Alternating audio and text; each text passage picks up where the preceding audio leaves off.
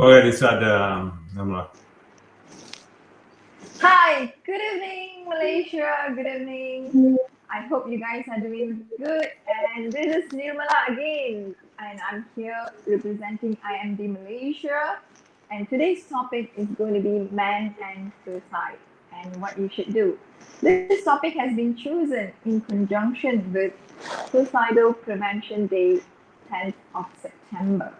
And we also believe that this is one of the crucial topics for us to talk about, to discuss, to share, and also to look into preventive measurements. All right. Before I get into the topics and before we invite our guest speaker today, let me first revisit our mission. IMD Malaysia's mission in Malaysia. We are a non-profitable charity-based Malaysia dedicated to celebrate man's positive contribution to society, community, and the environment, to promote good health, positive role models, gender equality, and gender justice, with a special focus on men's well-being. IMD is a platform to raise awareness of issues affecting men and boys, to celebrate their achievements and contributions locally, nationally, and internationally, raising awareness of the issues that men and boys face around the world, in Malaysia, and to inspire and bring together the best in men, helping to build a more balanced world where men can thrive and stay pursue their life ambition. We are here to help men and boys live safer, more honest life, connect them to other like-minded individuals so that they can make a positive contribution to the community around them. And now we're going to invite our guest speaker today who has come in to be in contribution to share with us more about our topic, which is man and suicide and what you should know about it. And also we will be sharing about preventive measurement. Let us all invite Mr. Alex all the way from Miri, Sarawak, and he is a psychology officer at the Limbang Division, welfare officer attached with the Limbangan Divisional as well. All right, and he holds a Master's of Science in Psychology from the Sultan Idris Educational University, and his motto in life is true strength lies in knowing that you don't have to be strong all the time. Wow, this is such a powerful quote he has. And he has a lot of experience and also knowledge, and he has um, a lot of statistics to share. That's the good news today. He has came up with a lot of statistics that he would like to share, simply because we also know that certain things are pretty alarming, and when he shares facts and figures, we would actually know where do we stand, and then let's look at preventive measurement, because this is one area that we would like to prevent as a nation. All right, let's welcome Alex. Hi, Alex, all the way from Miri, Sarawak. How are things in Sarawak?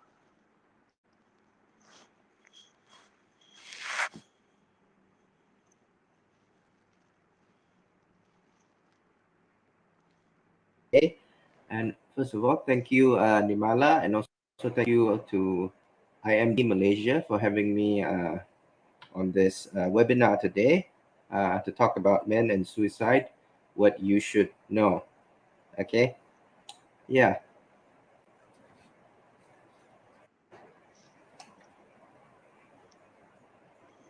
So share with us, Alex, why do you think this topic is a topic that we should share or discuss about? I pretty understand that 10 September is a day where people talk about suicidal prevention. But with the current situation in Malaysia, which all of us know, and also worldwide, I would say, with the current pandemic, I believe suicidal is an issue or an aspect that all of us should discuss, should share about. But what do you think that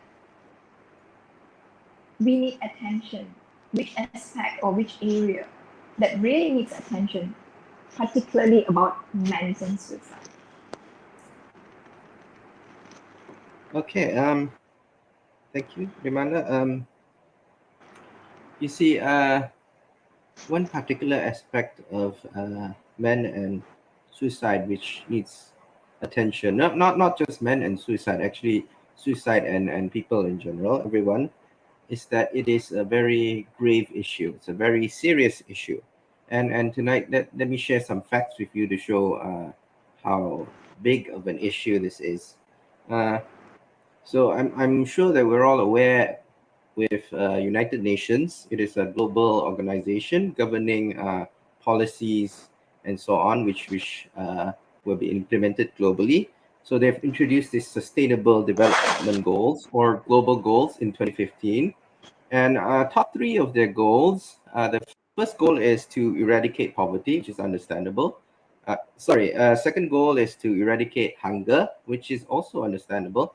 And third, and perhaps this is also an indication of how important this goal is to the United Nations, is that it is aiming to to ensure healthy lives and promote well-being for all at all ages. And one of the goals under this, one of the targets under this is to reduce premature deaths from non-communicable disease by about a third globally. Okay, the two main indicators of this objective, one of them, which is pertaining to our topic tonight, is to reduce suicide mortality rate. So this shows that the UN is placing a great amount of emphasis and resources on reducing suicide mortality rate. It is number 3 on their to-do list. Okay, so this gives us an indication of how big of an issue this is on a global scale. And to paint a clearer picture, let me share some statistics, which Nirmala has said I would share earlier.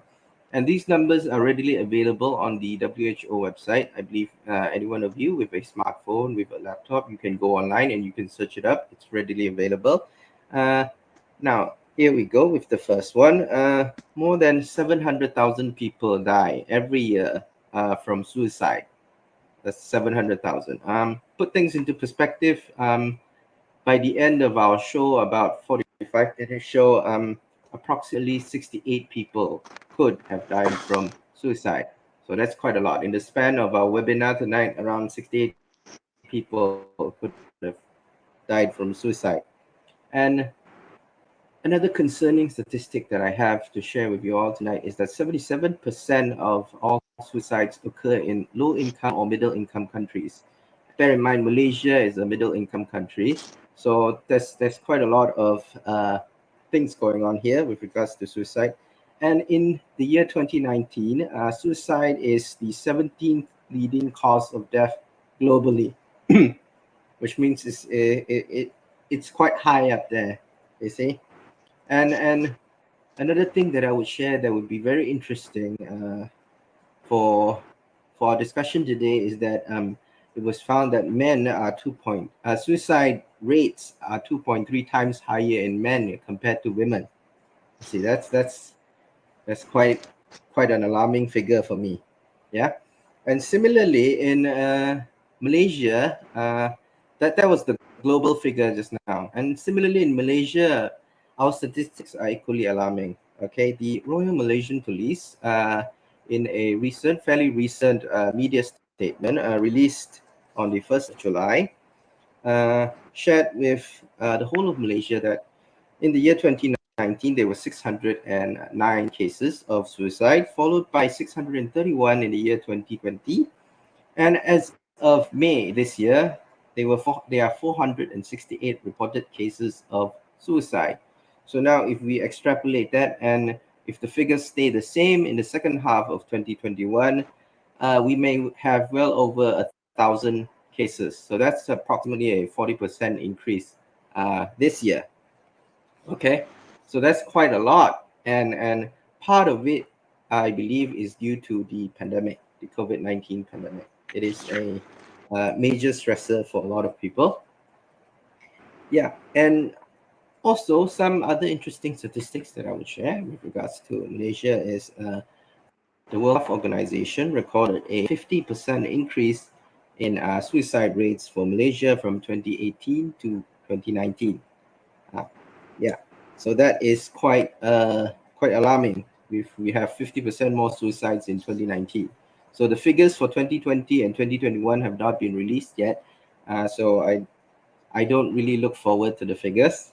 Yeah, and another alarming thing is that truth suicide rates for men is 8.9 per 100,000 population, which means that in a 100,000 Malaysian men, there's around 8.9 people who commit suicide each year. And compare that to women, it's about 2.3 per 100,000 population. So that's roughly about 4 times higher in males compared to females. Okay, so this is a very concerning figure. Why is it that Malaysian male are 4 times more likely to commit suicide? That is quite a interesting thing to delve into.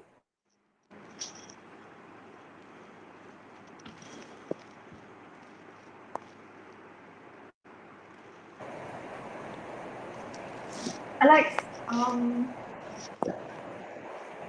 the statistic is very alarming, right? When you say that, wow, 50% increase of suicidal rate among Malaysians 2018 versus 2019, and also the suicide rates among males are higher compared to females. I'm pretty sure there's something that is causing this that has affected this statistic. What do you think would be the major reasons behind this statistic or behind this suicidal rate being tremendously high with males compared to females? What would it be that caused them? Okay, yeah, that's very interesting, and I think it's worth our time to go a little bit into that.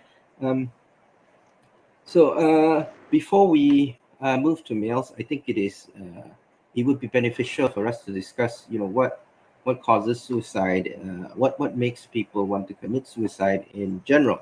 Okay, in the media statement released by the Royal Malaysian Police, the most common causes of suicide, as they've stated, is family problems, emotional distress, and financial matters.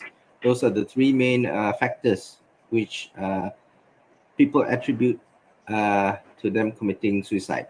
Okay, based on the investigation by this Royal Malaysian Police. Okay, and I can understand why, because these are all known factors to cause stress and anxiety, which, if left untreated, stress and anxiety may bring about serious mental illness. One such illness is depression, which has been linked with risk of suicidal behavior. Okay, in fact, one of the diagnostic criteria in the DSM-5 for depression is the presence of recurrent thoughts of death, or for example, the recurrent thoughts of suicidal ideation, thinking about killing yourself, and having make specific plans for ending your life.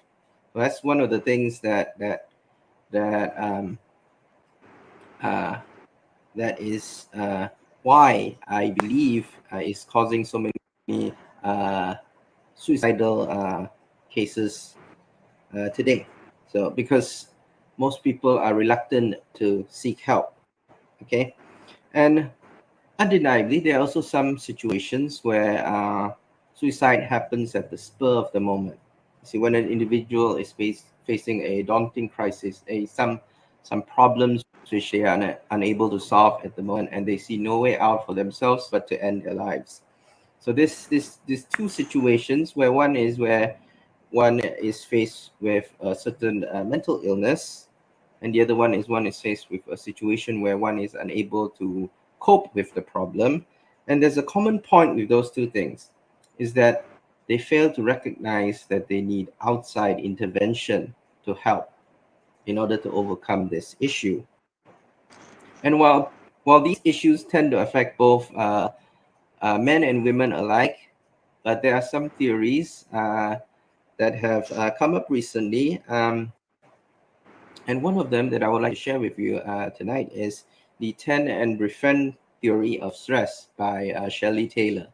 So this is a very interesting theory because it's based on this theory. It states that women in times of stress, their response is to seek for social companionship.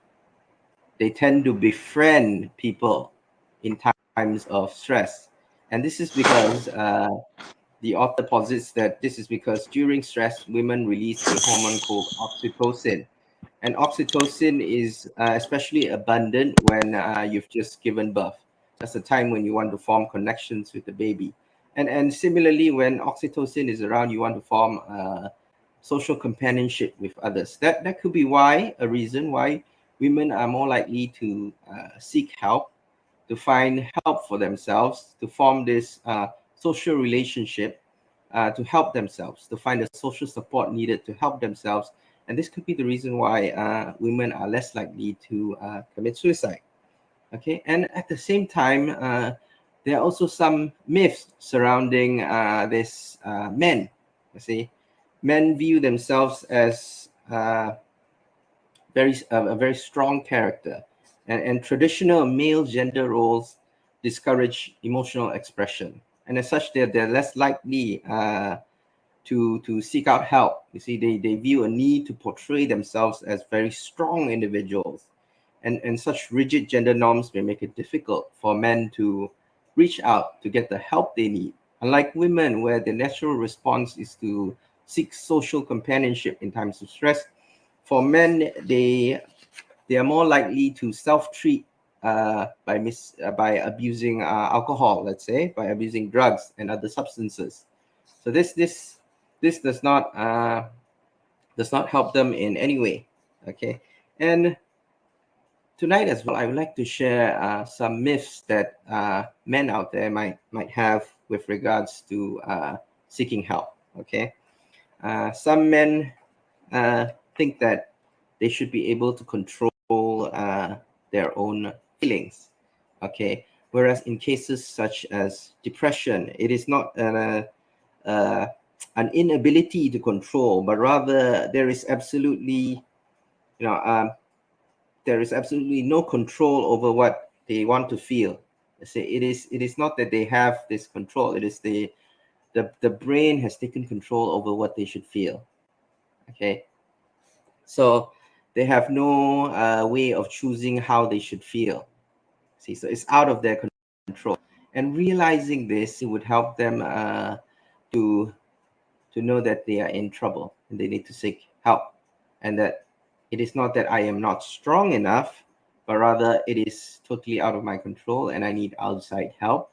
I need the proper medications. I need to seek the proper help. I need to talk with a therapist to make myself feel better. And another myth that men have is that real men don't ask for help. You see, and a lot of times, what they don't realize is that a lot of problems we need an outside perspective. We need outside help. As a person within the problem, we might not really see the problem in and of itself. So when we consult a professional, a mental health professional who has more knowledge of depression and other mental health illness, they may be better able to help us see the real issue. Okay, so I would equate men not seeking for help to be like one who's trying to push a boulder up a mountain by themselves. Of course, it is not impossible, not entirely impossible. It is possible, but it is a very gargantuan task to accomplish alone. Now, imagine if you have a team of people who know what they are doing, helping you to push that boulder together with you. And that makes things a lot more easier.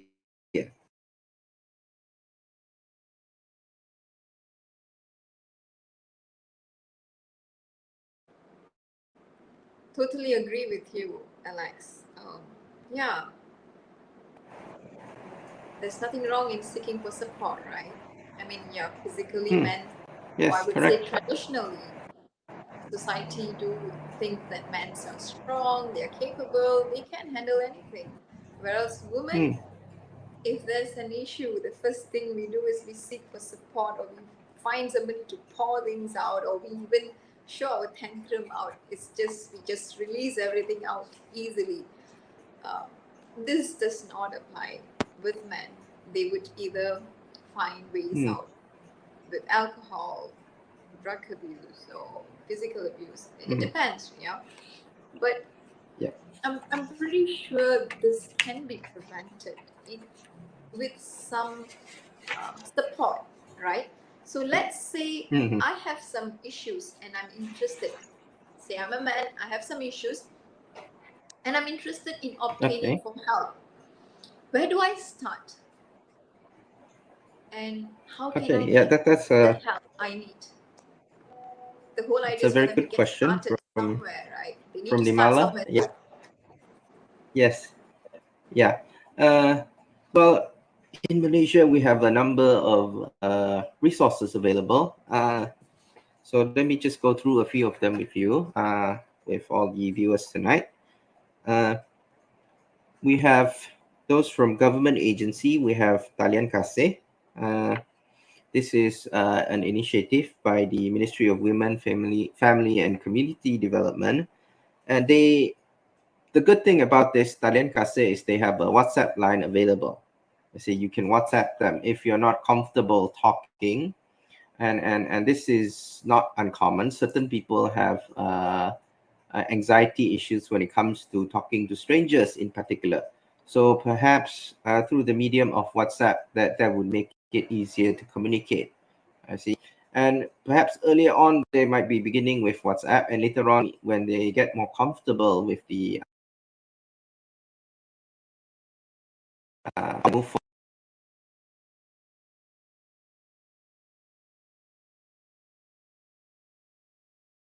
forward. That's Talian Kasih. That's one of them. And we have, secondly, Malaysia, in conjunction with the Ministry of Health, has come up with this COVID-19 psychosocial support helpline. Yeah, this is in conjunction with the mental health and psychosocial support services offered by this Ministry of Health. So they've combined together to provide this psychosocial support services.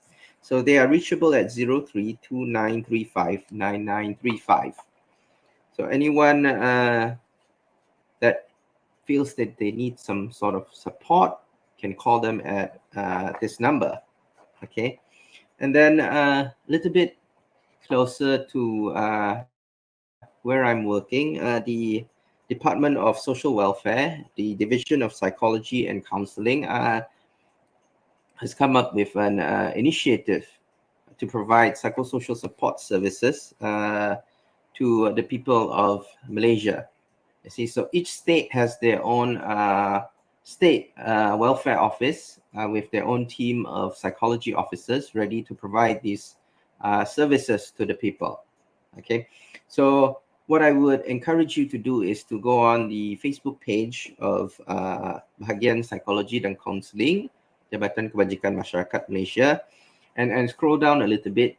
There are a number of promotional materials for the psychosocial support services on the website from each state. I believe that there's for each 14 states. Yeah? And now I'd like to introduce something new that we've recently launched for the Sarawak State Welfare Department. It's called the Community Chat. Okay, it's a very brand new initiative, newly launched this year. The chat stands for counseling help at any time. So we are ready to chat with you at any time. Okay, that's the gist of it. You see, so individuals who wish to seek for assistance or who just wish to know their current mental health status can go on the Google form that we've provided and answer a few screening questions, and there will be an email to you later on. Yeah, and this will give you a general idea of your current mental health status, and And later on, if need be, our psychology officers will contact you and offer our services to you should you need them. Okay, so what is different about this community chat is that we are reframing help seeking. We are changing. It doesn't look like help seeking. It looks like a place where you can chat.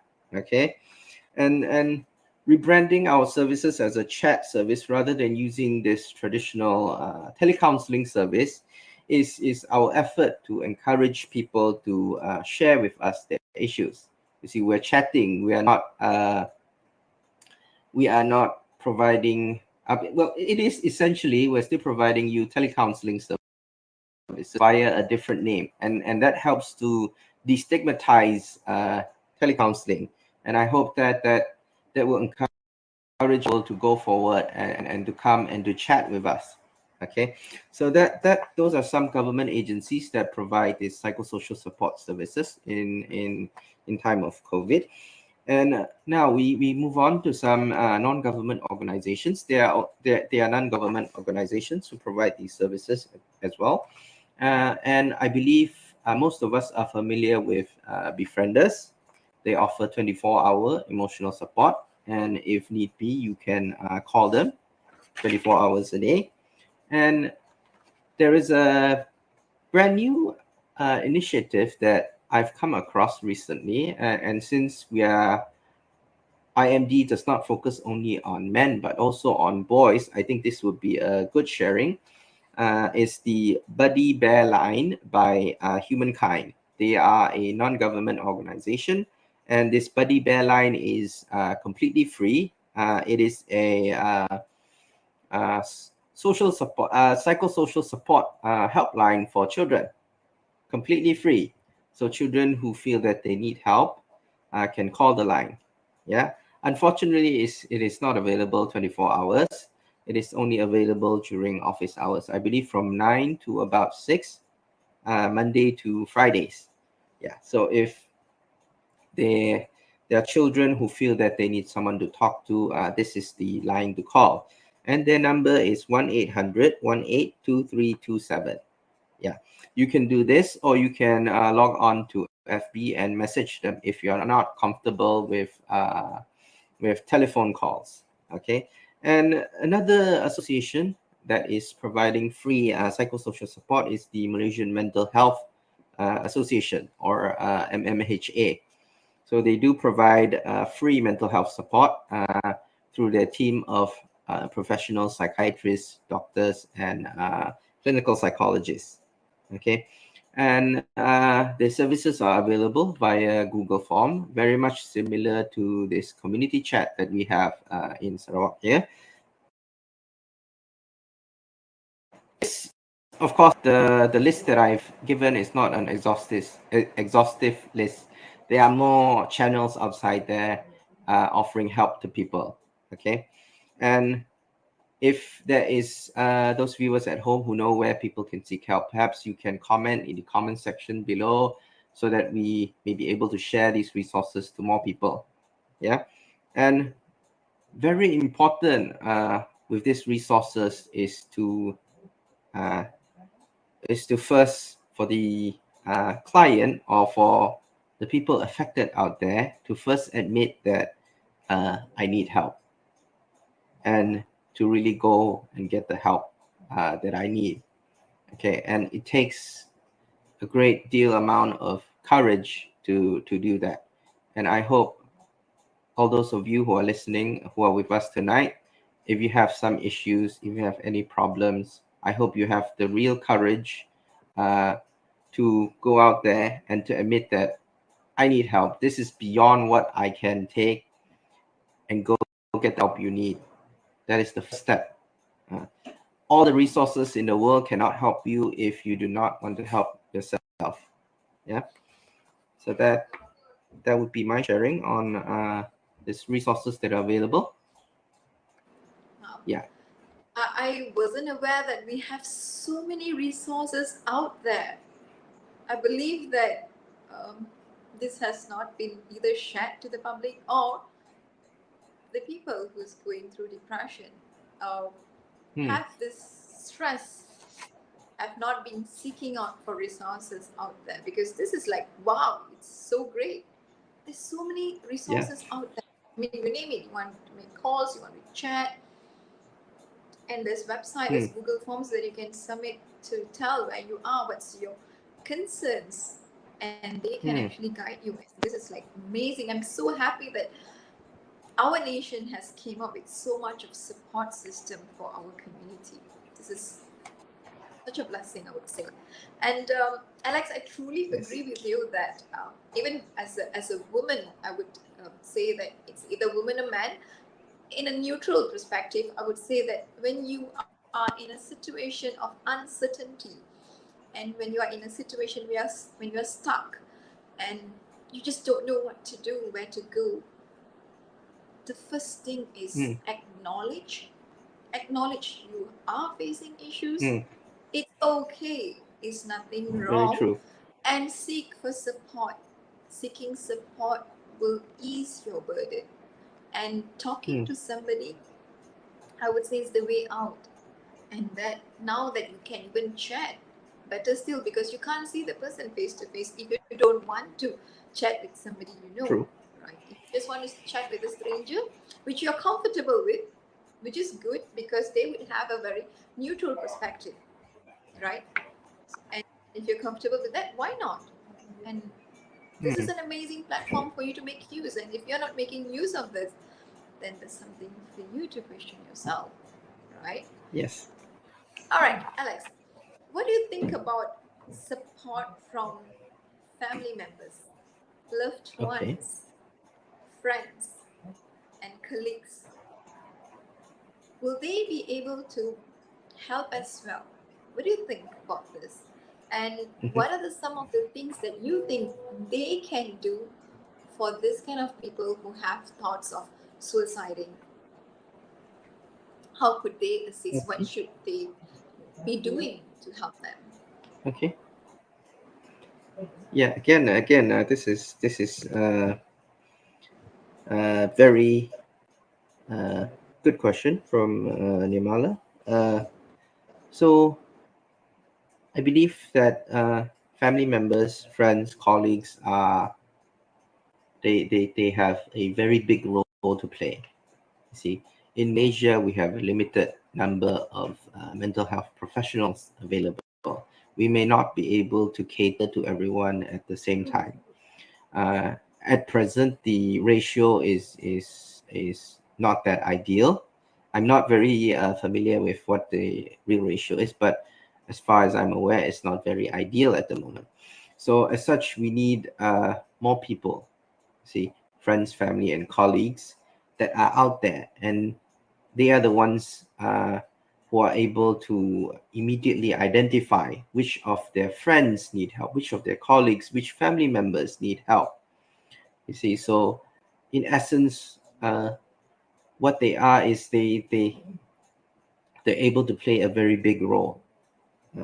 Yeah, and what they can do is, first of all, is identify. See, it's very simple. Identify.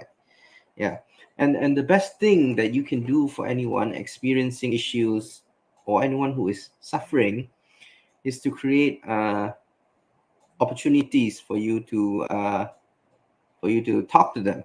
Okay, and of course, for you to do that, you need to first notice that they are having an issue. There comes the identifying part of the equation. And some of the red flags that you can watch out for is perhaps self-isolating. Yeah. If a friend or loved one is isolating themselves and has stopped partaking in activities which they love to partake in previously, it's a major red flag for you to take notice of. Okay. And that tells you that something is not right here. So usually he enjoys this activity, and all of a sudden he stopped participating. He's not coming out, and whatever I'm doing, I'm trying to get him to come out, and he's not coming out. So that sends red flags to me all over. And you are like, you should be aware of these red flags. Okay. Also, Another thing that you should notice is some major life events that is going on around in the person's life. See, maybe it could be the death of a loved one, the death of a pet, which the person is deeply attached to, okay, or losing a job, and we should all be aware of all these negative events that are happening around the person, and being aware of that allows us to take action. Yeah. Okay, and what we can do once we have identified is we can perhaps break the ice by saying, uh, I see that something is amiss with you. I haven't seen you around enough. Yeah, that shows concern to the person, shows concern to the individual, that it sends a message that, I'm concerned with you. See, I care enough about you to know that something is going on in your life, and you need someone to be there with you.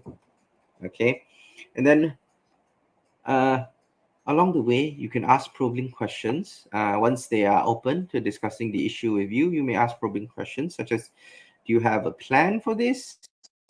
What do you plan to do? If Usually what happens is they don't really have a plan, or they might have a plan, and that plan may not be the best plan. Okay, and at this point, while you are not a mental health professional, what you can do is you could advise them. You could be advocates, and advocate them to go and seek for help. See, a question that you can ask is, can I make an appointment for you with a psychology officer? Yeah, would you be comfortable with that? Would you be open to that? Yeah, or another thing that you can do is get them to get a mental health screening. Just like our community chat, we have a free mental health screening tool. You just scan the barcode or click on the link. I noticed it was on the screen just now. So those viewers who feel like they have issues, you can click on the link, answer some questions, and there will be an email sent to you from our team, from the Sarawak State Welfare Department. Our team will send an email to you giving you your results, and from there you can decide how you want to go about this. Okay, there is no I'm not forcing anyone to call us. Yeah, it's voluntary. But what you can do is you can scan, get your results, get your screening results, and that gives you an idea of where I am currently. How is the current condition of my mental health? And from there, if you feel that you need help, then you can go about contacting us, and we would be more than happy to help you. Okay, and okay, I'd like to add on a little bit more about my sharing on identifying these problems. There are a few other signs that you can look out for, which is uh, the individual may be talking about suicide, or making statements about being united with a lost one. They could be joking about suicide. That is another major red flag, when anyone is talking or joking about suicide. Okay, and secondly, people who are making hopeless statements, or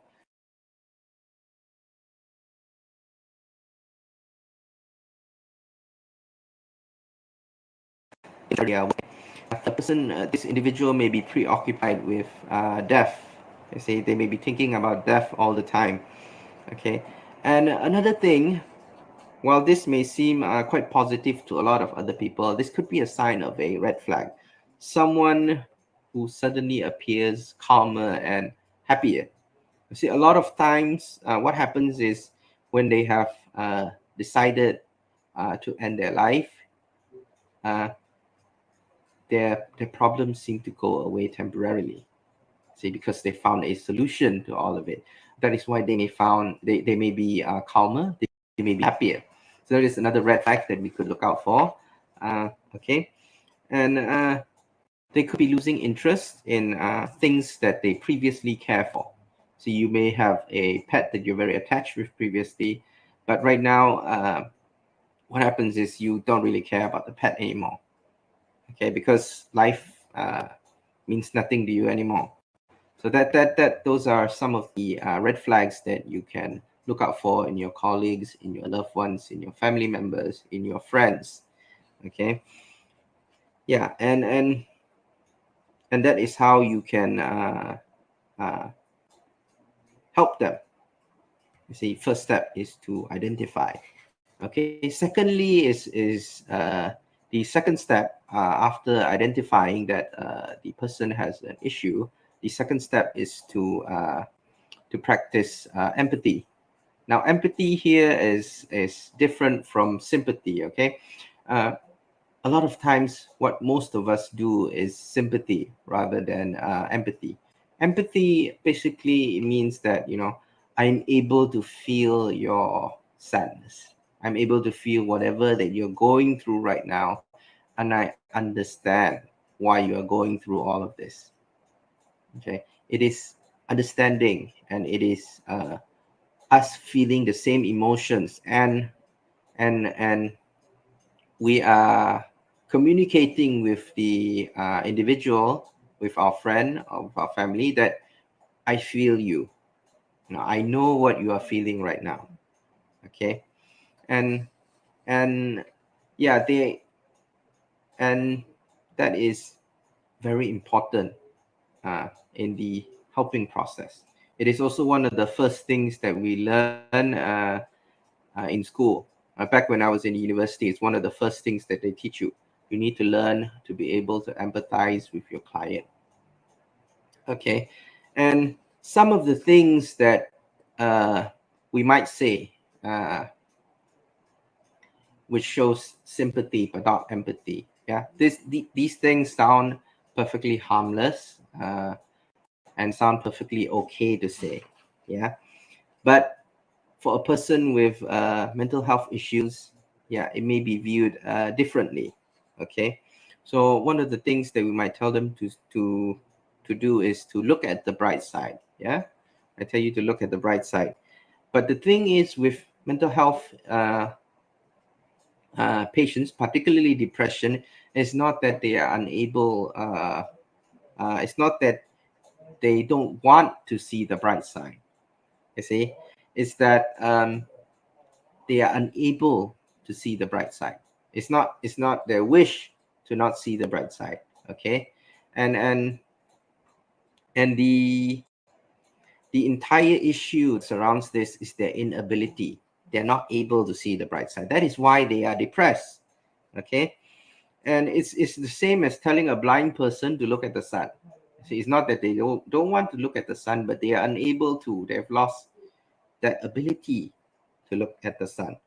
And when we are saying this, another message that we are insinuating is that they are not grateful enough. You see, the message that is sent is a very powerful message. It's very subtle as well within that.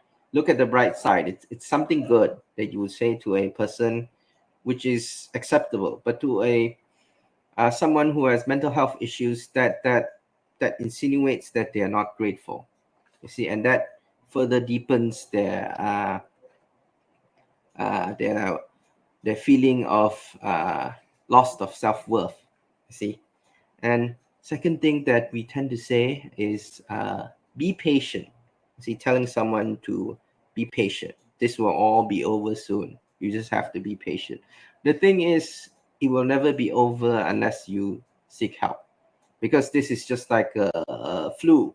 You see, when you have a flu, you don't take medication, you let it be, it will only get worse. It does not get better on its own without treatment. So what you do is you most importantly, what you should do is tell them to seek treatment. Okay. And then when we are telling them to be patient, what we are implying is they are impatient to begin with. I say it's another implicit judgment that we've made on the person. You see. And another thing that we tend to want to say to these people with issues is, I have a very good prayer. See, regardless of the religion that you are, you see, we all at some point we do pray, and what happens is you tell this person to read a prayer. I have a good prayer, and this has helped me countless times previously, and yes, I do agree. Prayer or religiosity is part of the solution, but it's not the entirety of the solution. The key point here is to get help, to encourage them to get medicine, to get therapy accompanied with prayer, and not just prayer alone, not just read this prayer and you'll be fine. You see, and this also at the same time implies another implicit judgment that you are not, that the person is not religious enough, and all these judgments on the person, that you are not grateful enough, you are impatient, you are not religious enough. This all is brings a certain amount of harm to the individual. Okay, and yeah, now that we've touched base on what not to say, here are some of the things that we can say. As I've shared earlier, one of the things, one very good thing that you can say is, I've noticed you've changed slightly lately. I've been concerned about you. You see, what these words do is they send a message that I'm concerned about you, I care about you, I notice all of these changes in you, and I am here for you. You see, and I want to check in on you. I want to check on how you're feeling. Okay, and another thing that you can say is, when did you begin to feel like this? You see, this what we are doing here, we're asking questions. We're asking questions to help us to understand the situation that our friend, our family member who is in trouble is in, what sort of situation they are in. Okay, and through these questions, it helps us understand and help us to empathize with them. Okay, yeah, so that is some of the things that you can say. Okay, so step number 2 is empathy, not sympathy. And we move on to the third step. A lot of times when someone is in problem, what we tend to want to do is we want to give out unsolicited advice. Okay, we tend to want to advise these people, our friends, our family, you see. And what we should actually do is to listen a little bit more and to talk a lot less, and stop giving unsolicited advice to them. What we are doing when we are listening more is we are creating a environment for them, and a safe environment for them to open up to us. Okay, an environment that is judgment free, an environment where they are free to express their emotions and whatever issues that they are facing. And while this might not help with the issue, it may help with the distress that they are feeling. Having someone to talk to, uh, it relieves some of the emotion, and may delay their suicidal tendency. Okay, and fourth on the list is another thing that is, which I've noticed that is happening a lot lately, is we are only present physically. So what I mean here, for number 4 is you should be there fully. The whole person should be there. It's not just physically being there and you're sitting there with the person. Yes, I am sitting with you physically, but then at the same time, I am on my phone texting with 2, 3, 4 different individuals, going back and forth, giggling, and enjoying myself with them.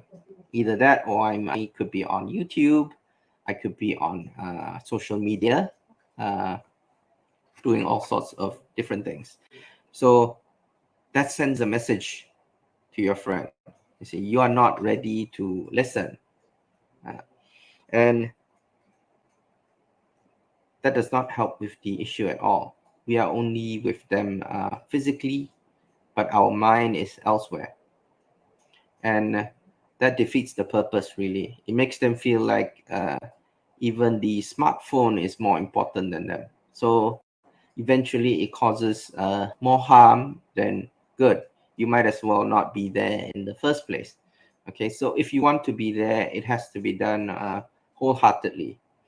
Not only you are there physically, but you are there mentally as well, and you are prepared to create this safe environment that I've mentioned earlier for them to express themselves.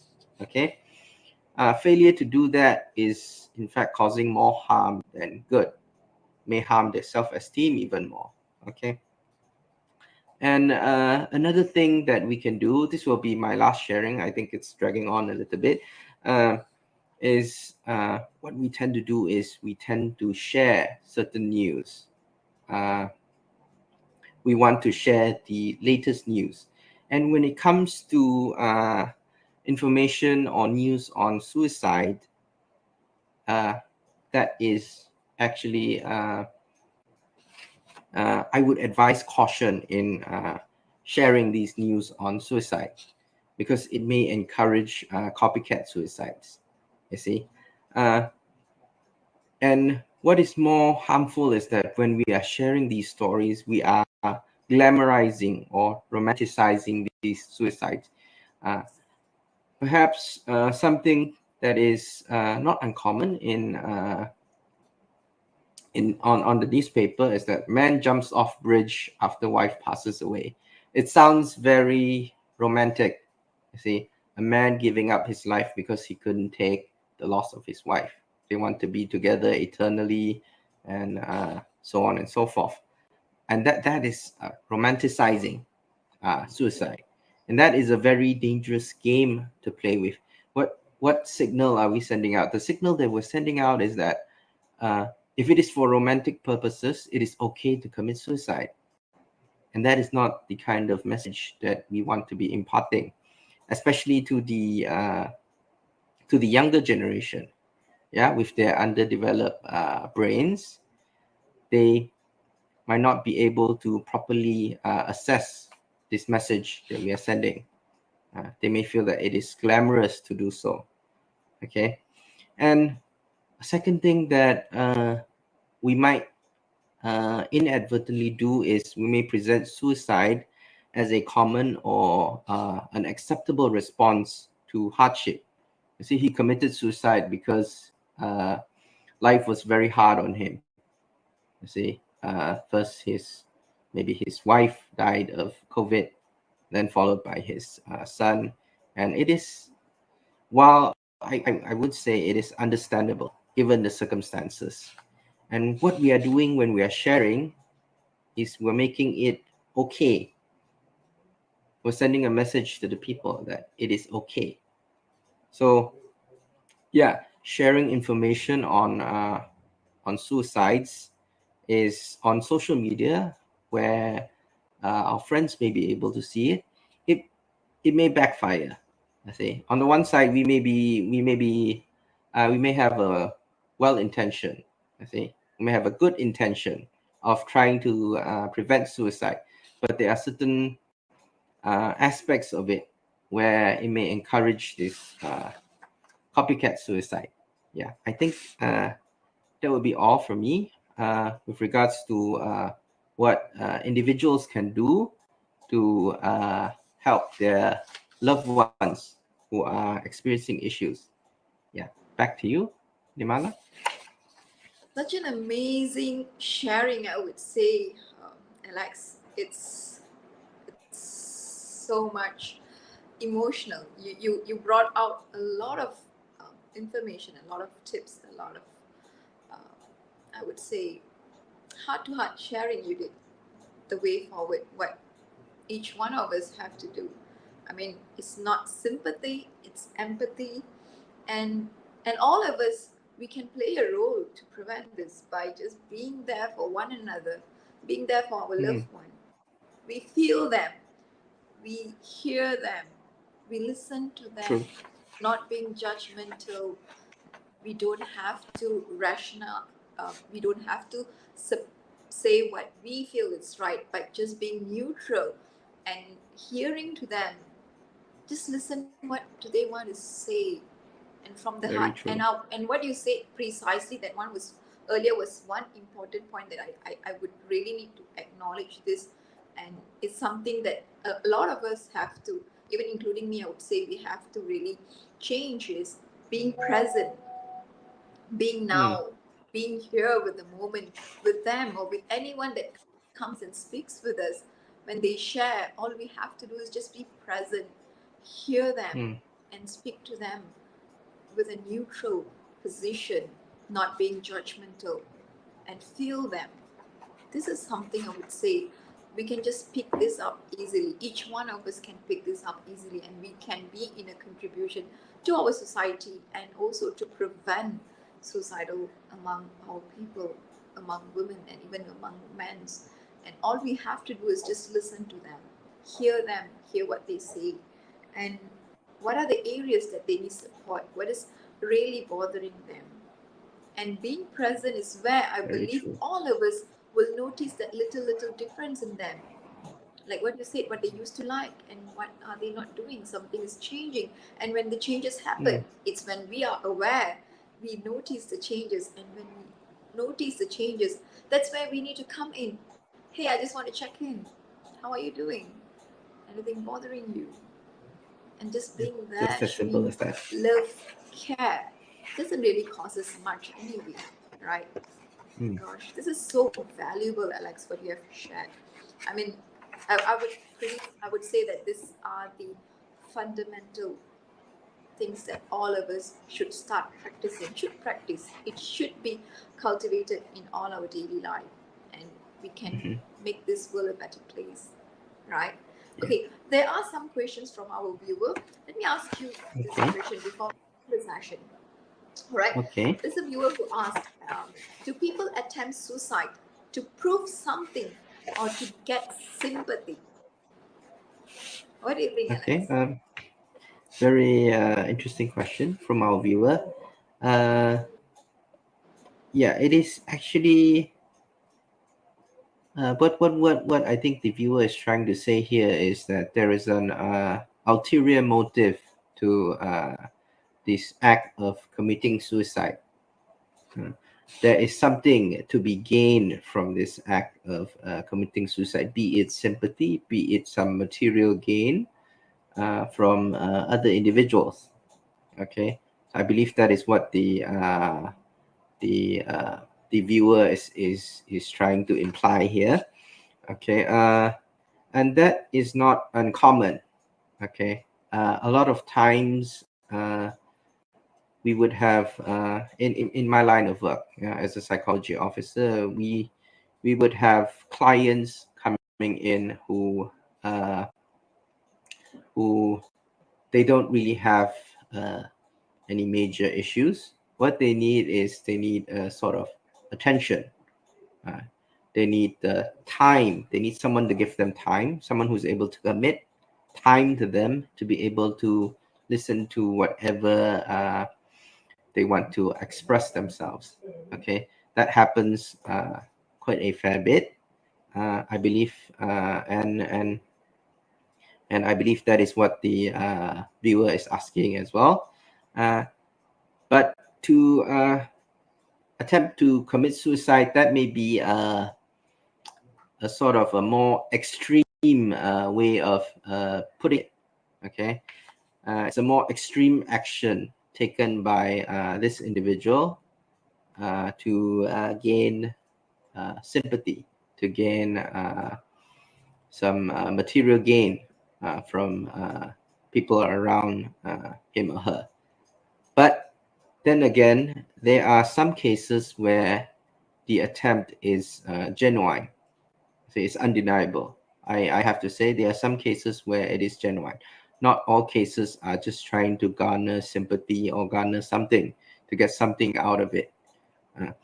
And it is those cases where it is serious that we need to pay more attention to. Okay, and undeniably, accidents do happen.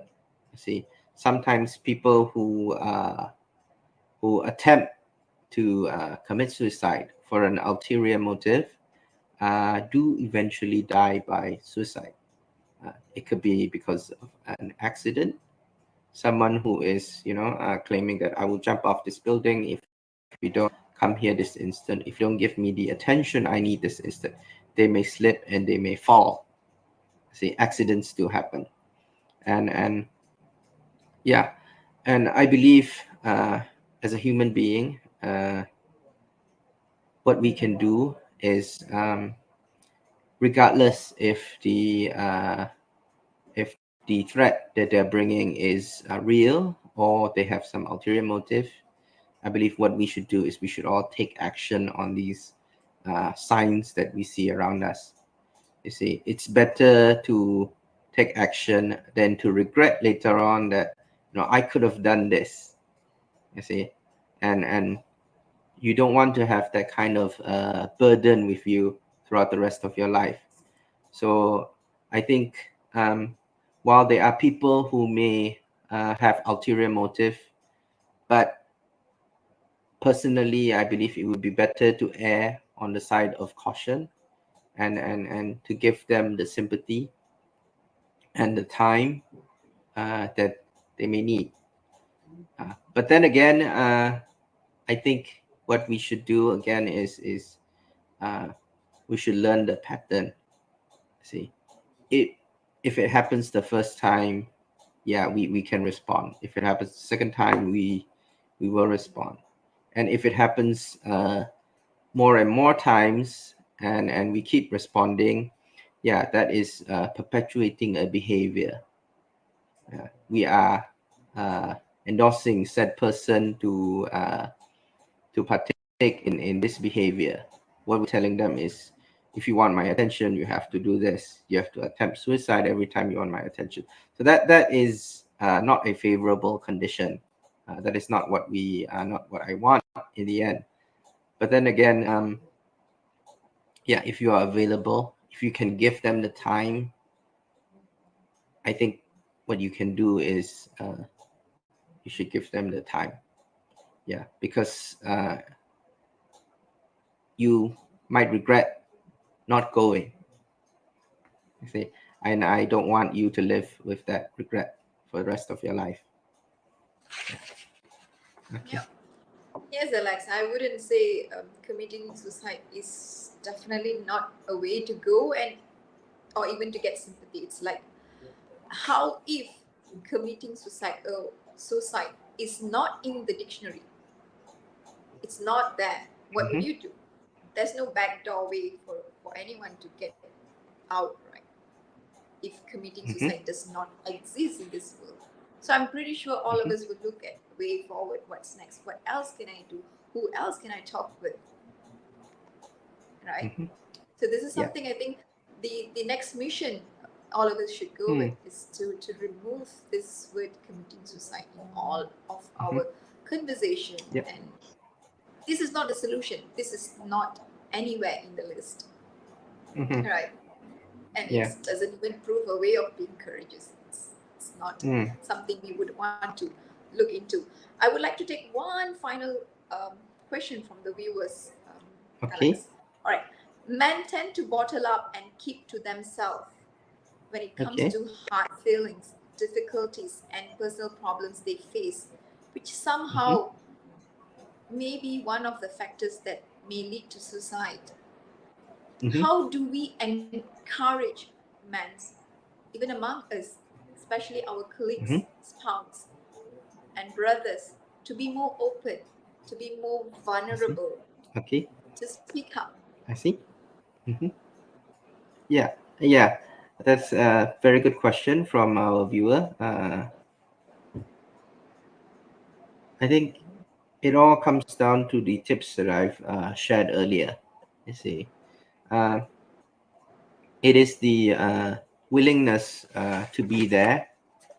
It is our ability to identify that my friend has an issue and I need to be there for him or be there for her. And sending this message that I'm concerned about you. I notice something is wrong with you. And throughout all that, it is important to be genuine. to really care about the person.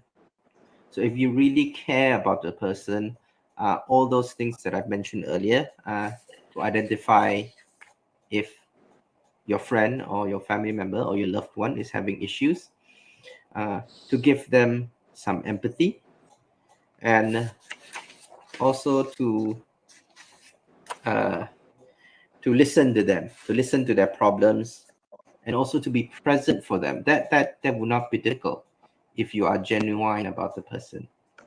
Yeah, I think the key point here would be to practice all of the things that I've mentioned before genuinely. Yeah, I think that is a very important key. Being genuine, a very important key to opening up men's to open men up so that they're able to express themselves to us. Yeah, I think being genuine is the key here, and also to identify if our male friend or male family member is having issues, to empathize with them, to listen to them, and to be present fully with them. Not just present physically, but mind, body, and soul is there. I am here for you. It sends them that message that I am here, and somehow I think that would help them to open up to us. Yeah. Totally agree with you, Alex. I'm here for you. I feel you. I understand you. I'm with you. These are simple words of action, simple action that we can do with no cost, but it's so meaningful. All we have to do is just be present with them, feel them, acknowledge them, and be them, be with them, right? Alex, just would like to check with you. Is one of our viewers actually have posted this question: self-harm Okay. possibly leads to suicide?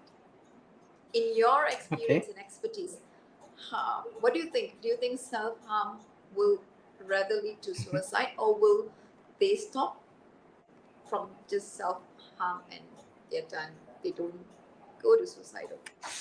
Okay. Very interesting question. Well, okay. First of all, let us look at what is self-harm is. Suicide is a type of self-harm behavior, but it is self-harm with the intention of ending our life. Okay, so I would say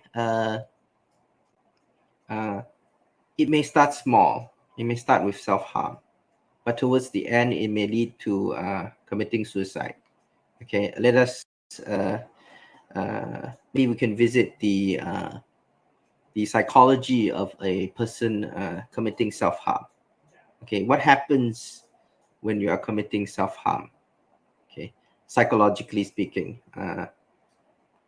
in my experience, what usually happens is a person that is committing self-harm, what they are doing is they are showing that they are hurt inside visually.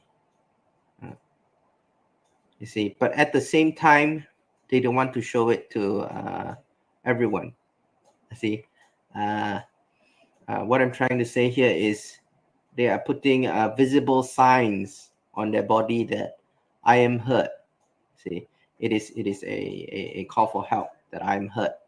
But then they tend to do it in places where it is not that obvious, places where it can be hidden. So what happens usually is they will wear long sleeves. See, if a person is cutting their arm, they will be wearing long sleeves to cover it up, and that is a very big red flag that we look out for, especially when we are conducting sessions with our clients. Okay, and why I say that these small little behaviors may lead to eventually may lead to a person committing suicide is that what the person is doing when they are committing self-harm is they are uh, how do we put this? They are showing that pain is a solution to their problems. See, I cut myself. I feel a certain amount of pain, but psychologically or emotionally, I feel better after I cut myself. And I believe that is what usually happens with a person who commits self-harm. Okay, and this thought persists with them. It goes with them, you see. And what happens is they may get gradually, it may get more serious. You see, it may start with a small cut, gradually it gets bigger and bigger, and what happens towards the end is they see pain as a way out. They see pain as a way to relieve some of the emotional distress that they have inside them. And it is perfectly plausible that towards the end they may end their life. Yeah.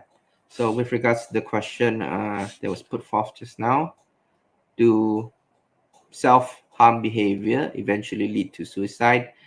Not all cases lead to suicide, but there are some cases that may lead to suicide via the method that I've explained earlier.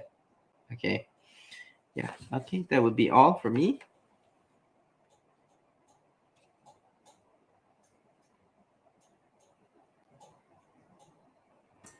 Nirmala, you are muted. Thank you so much for sharing, Alex.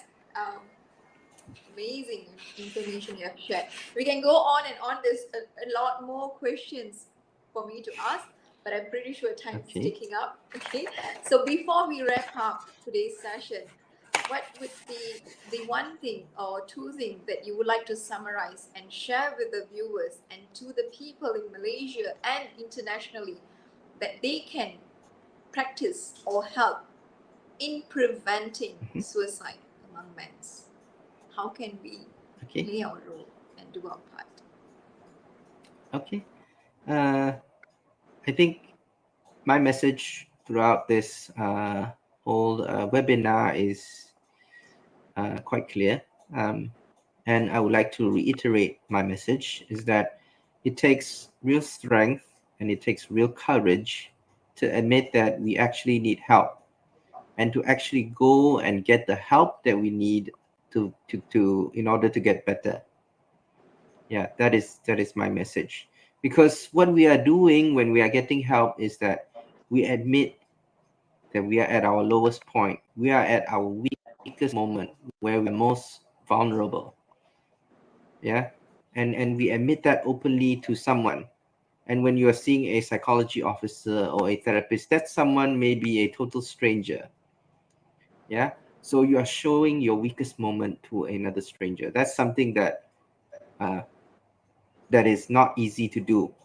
And that is why it takes real courage and real strength to go through that. And by going through that lowest point in life, together with the support from others, from our friends, from our families, with the help of a mental health professional, we will be able to overcome this moment and we'll be able to grow and out of this issue. Yeah. And what I want to another message that I want to give out is, it is okay to not be okay. So it is perfectly normal. We are human. There are ups, there are downs in our life. And it is okay for us to admit it. And it is okay for us to get the help that we need in order to get better. You see, just like my motto in life, true strength lies in knowing that we don't have to be strong all the time. You see, that is the real strength that we have. Knowing that we can get help elsewhere. We have a group of people that are able to help us. And we can grow together out of this experience. Yeah, that is the real strength. And I hope all of the viewers tonight, yeah, if you have any issues, I hope that you can find that strength that courage within you to go and admit and to get the help that you need so that you don't end up as part of the suicide statistics. Yeah, that would be all for me. Thank you so much, Alex. I would really have to acknowledge that you have shared a lot of information, a lot of tips. Statistics were very alarming, and Mhm.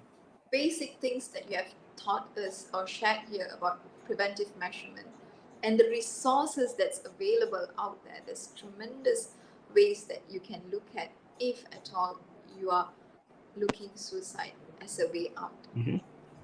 Drop that aside and what else you can do. And as a support system for family members, friends, colleagues, and loved ones, just be there with your All right. loved Mm. ones. Be there for the people around you because their life matters. They matter to you. And let's treat each life as a gift. Suicide is not the way forward. It's not a solution at all. It's a no. Like what I said, if we can just remove the word suicide from the dictionary, it doesn't Mhm. exist, then there's no way anyone's going to go into it, right? I hope through this sharing, this valuable sharing you have shared today, Alex, it will make a difference and touch many lives out there. And they would have the courage to live life and to look forward to their life and what else they can do, who else they can speak with, and how they can bring themselves up and move forward to cherish this life that is gifted to us. Thank you so much, Alex, from IMD Malaysia. We are privileged to have you today because today has been such an amazing sharing, and I believe you have touched many lives. Yeah. Thank you. Yeah, it's a great pleasure to be on with you. Yeah. Thank you. And I believe you will be also sharing some of the links and the contact numbers in our Facebook pages so our viewers can contact and they can also Okay. share this with their loved ones in their timeline with anyone else around there because we just want to make a difference, help one another, and make this world a better place.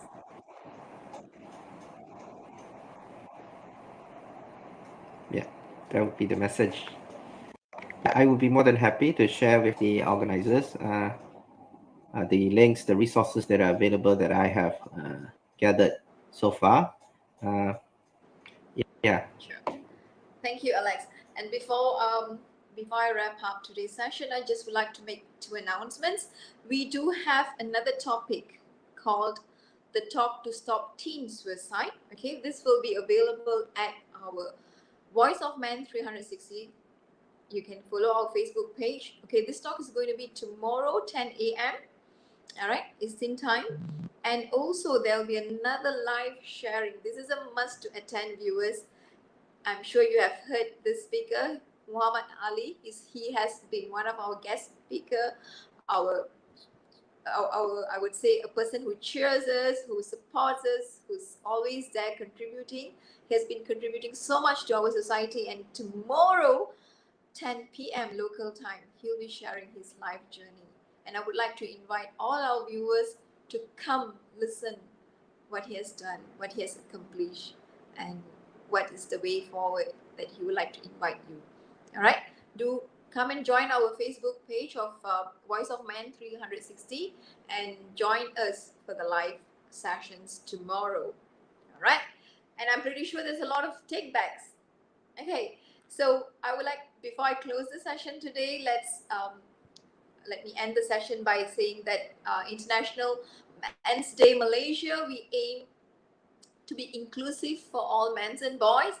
We work to improve the men's well-being and for those who love them, and we are determined to do the best strategies to achieve our mission by conducting and applying research, consulting with experts, and engaging in advocacy and outreach.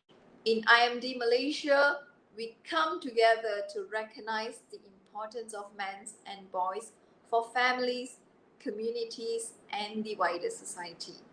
All right. So you can access information about men's health and well-being, being a good father, husband, son, contributing to the society and community, and other topics at our Facebook page, IMD Malaysia, and also at our website, www.imdmalaysia.com. All right.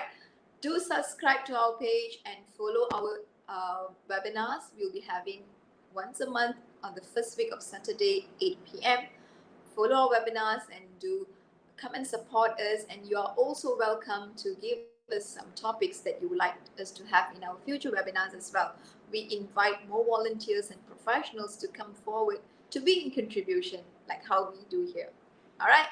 Good night, Malaysia. Have a lovely weekend. Take care. Stay safe. Bye. Let's prevent suicide. Bye. Good night.